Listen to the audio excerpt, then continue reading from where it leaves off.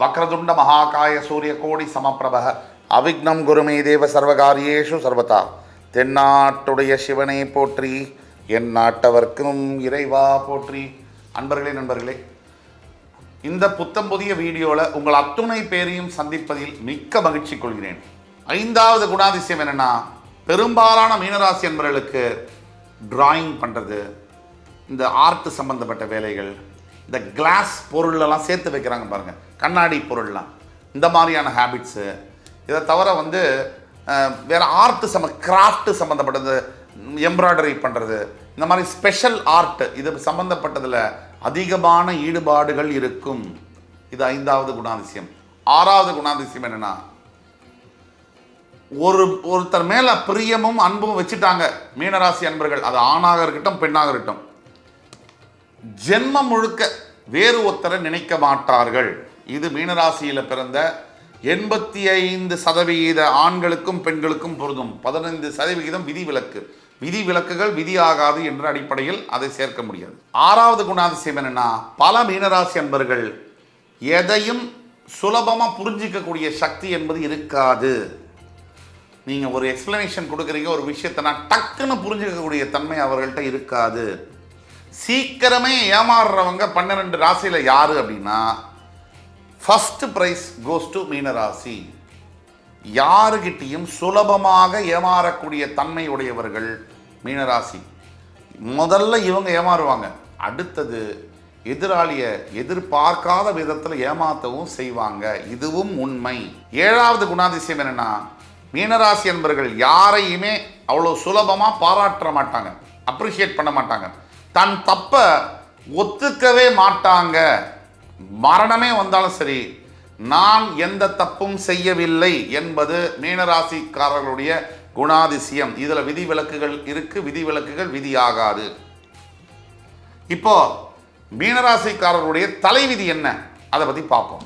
அதில் வரக்கூடிய முதல் பாயிண்ட், மீனராசி தன்னுடைய ராசிக்கு 10ஆம் இடம் என்று சொல்லக்கூடிய தனுசு ராசிக்கும் அதிபதியாக வரக்கூடிய குரு பகவானே இருப்பதனால், தானே மோட்சஸ்தானமாகவும் விரயஸ்தானமாகவும் வருவதனால், மீனராசியில் பிறந்தவர்களுக்கு முதல் தலைவிதி என்பது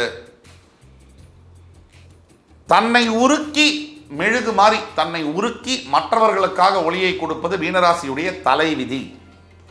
தன்னை உருக்கி மெழுகு மாறி தன்னை உருக்கி கொண்டு மற்றவர்களாகவே வாழ்றது, அவர்களுக்காகவே எல்லாத்தையும் செஞ்சுட்டு வேடிக்கை பார்க்கறது, தன் வாழ்வை இழந்து பின்னாடி வாழ்க்கையில் உணர்ந்து பிற்பகுதியில் ஐயோ என் வாழ்க்கையெல்லாம் ஒருத்தருக்காகவே வேஸ்ட் பண்ணிட்டமே நினச்சி திருப்பி 40 வயசுக்கு மேலே 35 வயசுக்கு மேலே நான் வாழ போகிறேன். சத்யராஜ் கவர்மெண்ட் கிட்ட சொல்லுவார் இல்லையா, நான் படித்து வக்கீலாவோ டாக்டராவோ ஆகிடட்டமா அப்படின்ற மாதிரி ஆரம்பிப்பாங்க. இது பார்க்குறதுக்கு காமெடியாக இருந்தாலும், ஆனால் வெச்ச குறி தப்பாமல் மறுபடி சாதித்து காட்டுவார்கள். பிறகு கொஞ்சம் மிடில் ஏஜில் கூட பெரிய லெவலில் சாதித்து காட்டக்கூடிய தன்மை, வைராக்கியம் மீனராசி என்பவர்களுக்கு உண்டு. இது முதல் தலைவிதி. 10ஆம் இடத்திற்கும் தன்னுடைய ராசிக்கு அதிபதியான குரு பகவான் 10ஆம் இடத்திற்கும் அது பாக்கியஸ்தானமாக வருவதனால், பெரும்பாலான மீனராசி என்பவர்களுக்கு தொழிலில் நல்ல ஒரு நிலை என்பது ஏற்படும். அது தொழில் செய்யக்கூடிய, ஒரே கம்பெனியில் வேலை செய்யக்கூடிய தன்மையோ அல்லது அப்ராடு போய் ஒரு இந்தியாவை விட்டு வெளியில் போய் வேலைக்கூடிய வாய்ப்பெல்லாம் மீனராசி என்பவர்களுக்கு சுலபமாக கிடைக்கக்கூடிய வாய்ப்புகள் உண்டு. பெரும்பாலானவர்களுக்கு முயற்சி செய்தால் மட்டும்தான் அது கிடைக்கும், முயற்சி செய்யாமல் அது கிடைக்காது. இது 2ஆம் தலைவிதி. 3ஆம் தலைவிதி, தன்னுடைய 2ஆம் வீட்டிற்கும் தன்னுடைய 9ஆம் வீடு என்று சொல்லக்கூடிய விருச்சிக ராசிக்கும் அதிபதியாக செவ்வாய் வருகிறார். 2ஆம் வீடு தனம், வாக்கு, குடும்பம். 9ஆம் வீடு பாக்கியம், தந்தையை குறிக்கக்கூடியது, பூர்வீக சொத்து, இதெல்லாம் குறிக்கக்கூடியது. 9ஆம் வீடு தந்தையை குறிக்கக்கூடியது, பாக்கியத்தை குறிக்கக்கூடியது, கை கெட்டது வாய் கெட்டணும்னு சொல்லுவாங்க. அதையெல்லாம் குறிக்கக்கூடிய 9ஆம் இடம். 2ஆம் திருமணத்தையும் 9ஆம் இடம் குறிக்கும். இந்த 2ஆம் இடத்துக்கு 9ஆம் இடத்துக்கு செவ்வாய் வருவதனால் எப்பவுமே ஆர்கியூமெண்ட்டு பேசுறதுல மீனராசியை மிஞ்ச யாராலும் முடியாது. மீனராசி அன்பர்கள்ட்ட யாராவது வாய் கொடுத்தாங்கன்னா, சத்தியமாக சொல்கிறேன், 500 நாள் ஆனாலும் ஆர்கியூ பண்ணி அவங்க தான் ஜெயிப்பாங்க, நீங்கள் அவங்கள்ட்ட ஜெயிக்க முடியாது. மீனராசி அன்பர்கள் ஆர்கியூமெண்ட்டுன்னு வந்தால் பேசிக்கிட்டே இருப்பாங்க, அவங்க தான் ஜெயிப்பாங்க. அடுத்தவங்களுக்கு சான்ஸே கொடுக்க மாட்டாங்க பேசுறதுக்கு. அடுத்தவங்க பேசுறதையும் நீங்கள் காதில் வாங்க மாட்டீங்க அப்படிங்கிறது உங்கள் தலைவிதி. அதே மாதிரி எத்தனை பணம் சம்பாதித்தாலும் மீனராசி அன்பர்களுக்கு கையில் சேர்த்து வைக்கிறதுல ரொம்ப பிரச்சனை இருக்கும். பணம் தங்குவதில் மிகப்பெரிய சேலஞ்சஸ் இருக்கும். அதே மாதிரி மீனராசி அன்பர்கள் ஏற்கனவே சொன்னபடி தந்தையாரை பிரியக்கூடியது ஒரு தலைவிதி. தந்தையாரை பிரியக்கூடியது ஒரு தலைவிதி.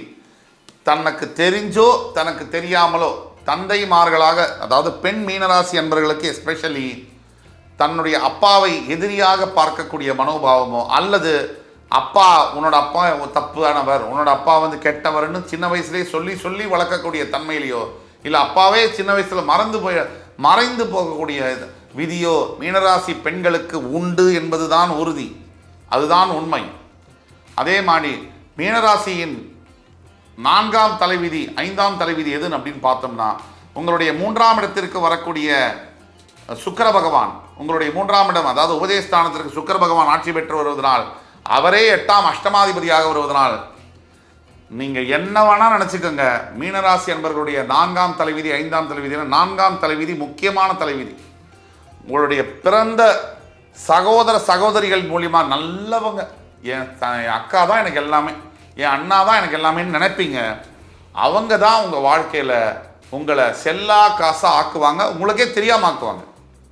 இது உறுதி.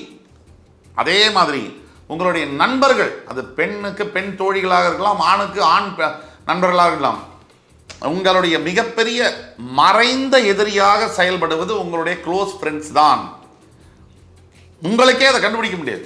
நீங்கள் நம்புவீங்க, என் அக்கா, என் அண்ணா, என் தங்கை, என் தம்பின்னு என்னுடைய ஃப்ரெண்டுன்னு நம்புவீங்க. ஆனால் உங்கள் ஃப்ரெண்ட்ஸ் மூலியமாக தான் உங்களுடைய வாழ்க்கையில் உங்களுக்கே தெரியாமல் வருடக்கணக்காக ஏமாந்து கடைசியில் ஒரு புள்ளியில் வந்து நிற்பீங்க. திருப்பி உங்கள் லைஃப் ரிட்ரீவ் பண்ண முடியாத இடத்துல வந்து அதை நிறுத்திடுவாங்க. பல யோகங்கள் படைத்த மீனராசி அன்பர்களுக்கு இது ஒரு விதியாக, தலைவிதியாக வருவது. நண்பர்கள் அவர்களுக்கே தெரியாமல் அவர்களுடைய வாழ்க்கையை சிதைப்பார்கள். கொஞ்சம் கொஞ்சமாக அவர்களுக்கு தெரிய வரும்போது வாழ்க்கை முடிந்திருக்கும் என்பது தலைவிதி. அதனால் ஜாக்கிரதையாக இருந்துக்கணும். கூட பிறந்த சிப்ளிங்ஸ் கிட்டையும், பிரதர்ஸ் சிஸ்டர்ஸ் கிட்டையும், ஃப்ரெண்ட்ஸ் கிட்டையும் ரொம்ப ரொம்ப ஜாக்கிரதையாக இருக்கணும். ஒரு கோட்டுக்கு மேலே அவங்கள உள்ள வர வைக்க கூடாது. அடுத்தபடியாக மீனராசி அன்பர்களுடைய 4ஆம் தலைவிதி 5ஆம் தலைவிதியை பார்த்தோம். மீனராசி அன்பர்களுடைய 6ஆம் தலைவிதி உங்களுடைய சுகஸ்தானத்திற்கும் 7ஆம் இடத்திற்கும் வரக்கூடியது புதன் பகவான். மிதுனத்துக்கும் கன்னிராசிக்கும். உங்களுடைய 4ஆம் வீட்டுக்கு வரக்கூடிய புதன் பகவான் உங்களுக்கு மாரகம் மற்றும் பாதகாதிபதி. நீங்கள் உபயராசிங்கிறதுனால டிப்பிக்கலி உங்களுடைய கல்யாண வாழ்க்கை இது வந்து நல்லா குறித்து வச்சுக்குங்க. மீனராசியில் பிறந்த அத்துணை அன்பர்களுடைய கல்யாண வாழ்க்கை 190% பேர். இது என்னன்னா, உங்களுடைய திருமண வாழ்க்கையில் பெரும்பாலானவர்கள் என்னன்னா, முதல் திருமணத்தில் பிரிவு ஏற்பட்டு 2ஆம் திருமணத்தில் கொஞ்சம் அட்ஜஸ்ட் பண்ணிக்கிட்டு வாழ்கிற மாதிரி இருக்கும். இதுதான் உண்மை. மனசில் நந்து கசந்து இதை வாழ்ந்தாலும் இதுதான் உண்மை. மீனராசி என்பவர்களுடைய 6ஆம் தலைவிதி என்னன்னா, தனக்கு வரக்கூடிய வாழ்க்கை துணையினால் முதல் வாழ்க்கை துணை என்பது சரியாக இல்லாமல் போய் 2ஆம் வாழ்க்கை துணை தான் ஓரளவிற்கு பரவாயில்லை அப்படிங்கிற ஸ்டேஜில் இருக்கும். உங்களுடைய 7ஆம் தலைவிதி என்னன்னா, 4ஆம் இடத்திற்கு வரக்கூடிய புதன் உங்களுக்கு மாரகம் மற்றும் பாதகாதிபதிங்கிறதுனால உங்களுடைய வாழ்க்கையில் எந்த நிலையிலாவது உங்களுக்கு உடல் ஆரோக்கியம் சம்பந்தப்பட்ட பிரச்சனைகள் வந்தே தீரும். இது மீனராசியினுடைய இயல்பு. கன்சிஸ்டண்ட்டாக ஒரு பெண் மீனராசி என்பவர்கள் இருக்காங்க, பாலிசிஸ்டிக் ஓவரிஸோ இல்லை வந்து விமன் ரிலேட்டட் இஷ்யூஸோ அவங்கள பாதர் பண்ணிக்கிட்டே இருக்கும்.